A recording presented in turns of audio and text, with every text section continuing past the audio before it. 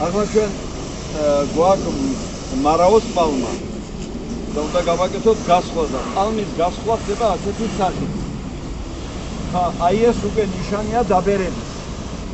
დაბერების ნიშანია, როდესაც პალმას წვერი გაუორდება. ეს უკვე დაბერების ნიშანია. ჩვეულებრივ ზამთარში, როდესაც ჩვენ პალმას ხვავთ, უნდა მოვაშოროთ ნაყოფებით, ჩვენ ნაყოფები უკვე მოვაშორეთ, მაგრამ უნდა მოვაშოროთ ტოტები, სანამ არ მივიღებთ დაახლოებით აი ასეთ კუთხეს. დაახლოებით აი ასეთ კუთხეს. მე ახლა გავაკეთებ ამის ჭრას და ჩვენ შევიძლიათ ნახოთ.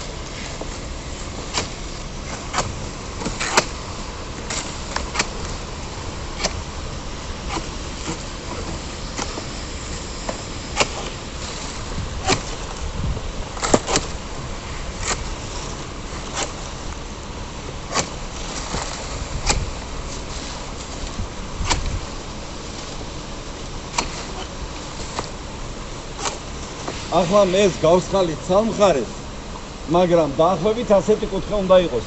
ახლა ჩვენ ამას სადაც ვხვალთ, ქარიანი ადგილია. აი ეს ქარის გამო არის და არა დაბერების გამო. ეს წელს ამოღებული ისინია ფოთლები. ეს დაბერების გამო არა, ქარია იქ ძალიან, მაგრამ ეს უკვე საკმარისია. აი ეს უკვე საკმარისია. სადღაც შუა ზაფხულში ეს უკვე იქნება ჩამოწეული ქვევით. ამიტომ წელიწადში ორჯერ მაინც მას ჭირდება გასხვა და ეს არის პალმებს შორის ყველაზე სწრაფად მზარდი მარაოს პალმა, მარაოსებრი პალმა. მარაოსებრი პალმა მასწია სწორედ აი ამის გამო. აი ამ ფაქტორის გამო. აი დაახლოებით ასეთი სურათი უნდა იყოს. ხა უკანა ტოტებსაც მოვერცხლით და ეს უკვე არის გასული.